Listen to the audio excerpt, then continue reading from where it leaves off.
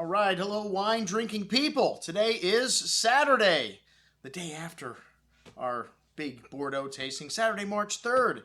And what an incredible event this was. You know, we are doing valuable research in the world of wine. I want to be able to tell you, my wine drinking people, exactly what the vintage 1982 is drinking like today. And let me tell you, this is an incredible vintage. And should you keep your 82s? Should you drink them now?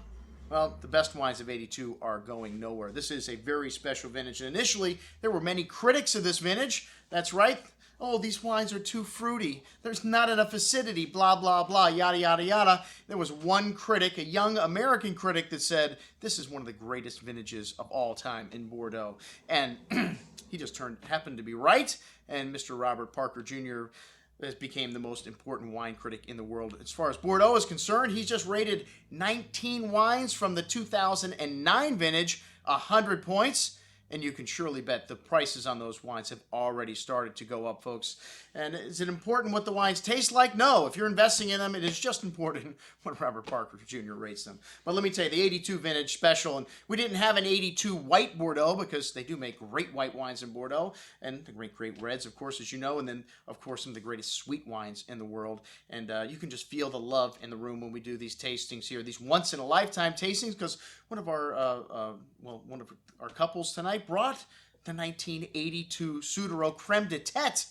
A little extra. You always get extra when you come to one of our once-in-a-lifetime tastings. As we had the first wine, which I didn't have an 82 white, so we had an 83 that I just happened to find sitting around here, the La Belle Aubryon, which was fantastic. 83 just happens to be an amazing year for the dry whites and the sweet wines of Bordeaux. If you can find them, this wine was incredibly fresh. In a blind tasting, I don't know if you would realize this wine is almost 30 years old. Well, it had this lovely, like petrol kind of note to the nose, little candied pineapple and quince-like fruits, little savory grapefruit citrus there, a little melon, marzipan, clay-like chalky mineral notes, very complex bouquet here, smooth and creamy on the tongue, still has lots of fruit for a wine this old, great freshness, showing signs of age, of course. It's almost 30 years old, but very long finish, nice balance. You could probably keep this wine another 10 years easy. Most excellent juice. And the Chateau La Lagune was next from Medoc, and this wine is a very nice wine, very highly rated, 92 points for such a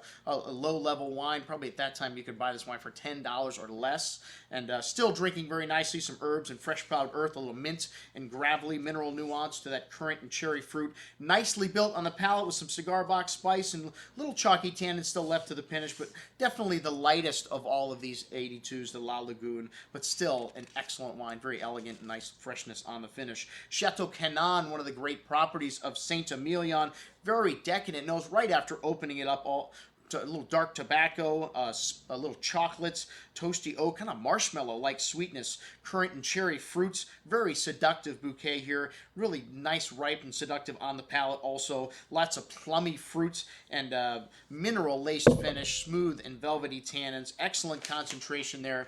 The Cannon just continued to open up all night, and I did open these wines starting at about 4 o'clock, decanted them, cleaned them up, well, as I like to do, poured the very last bit of the bottle into a glass, and that is where I started taking my tasting notes off and watched these wines open up over the course of 6 hours. And it is amazing, you know, at the end of the night how some of these wines have evolved, and I don't put my score on them until the very end of the night. The Trot Noir was next from Pomerol, very backward nose here at first, dark spice and chocolates, not as much clay, a little more clay and mineral to the nose as well going on here, and a fresh hand of earth, really smooth and velvety on the tongue, plummy, and just wonderful structure here in the Trot Noir. You know, this wine at first I kind of underestimated a little bit, and then, you know, I like the Ozone of almost the whole entire evening at first, but at the end, man, the Trot Noir just kept coming on stronger and stronger, and really most excellent bottle of Pomerol. The Ozone was outstanding, really dark chocolate and decadent bouquet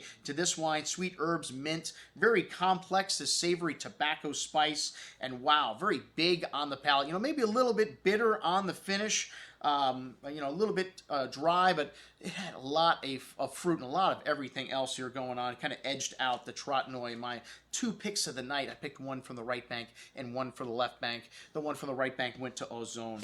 100-point wine initially from Parker, and then 90 points?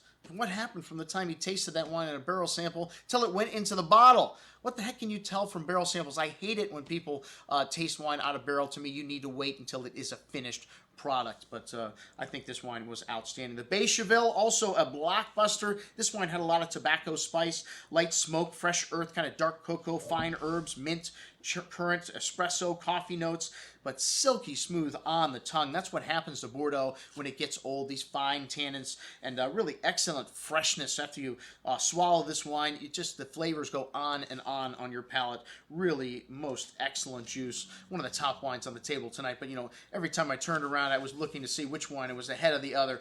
Just a lot of most excellence and killers on the scorecard tonight. The Reserve de Comtesse, probably the surprise of the night for most people. A second wine from 82. What did this wine cost? $5 back then.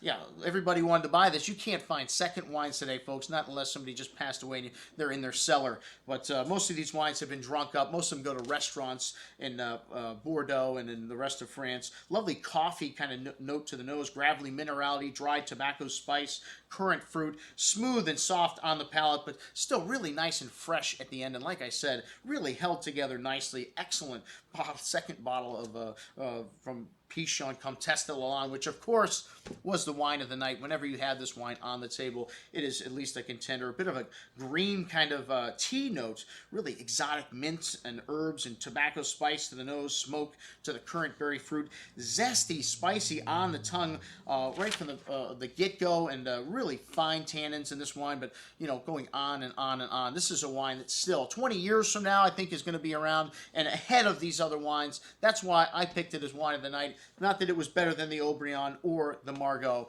It just seemed to have more potential in the long run. The Chateau Lea de Las Casas, another great wine. A bit of curry spice to this wine. Gravelly, minerally notes, some cigar wrapper, tobacco spice, lovely currant berry fruits.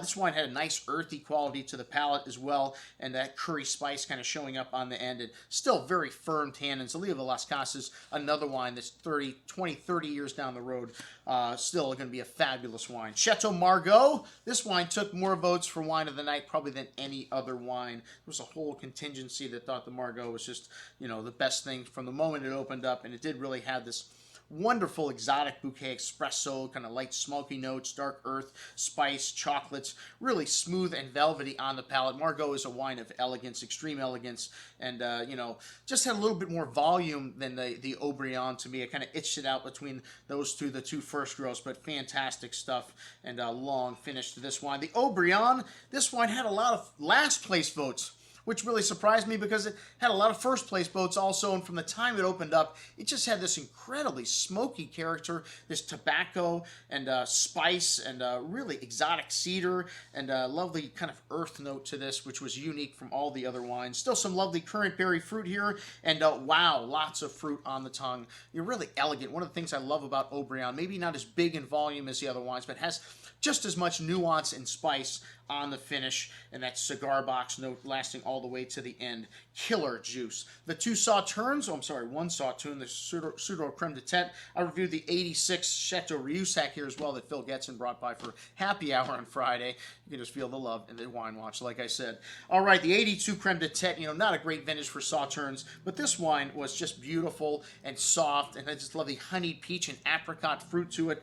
Maybe a little light in the acidity department, but I love that orange peel and kind of marshmallow nuance that Sauternes get when it gets really old. Just excellent juice. Thank you very much for everyone that attended our 1982 Bordeaux tasting. I'm your host, Andrew Lamposoni, signing off for the Wine Watch, saying remember, always drink the good stuff first.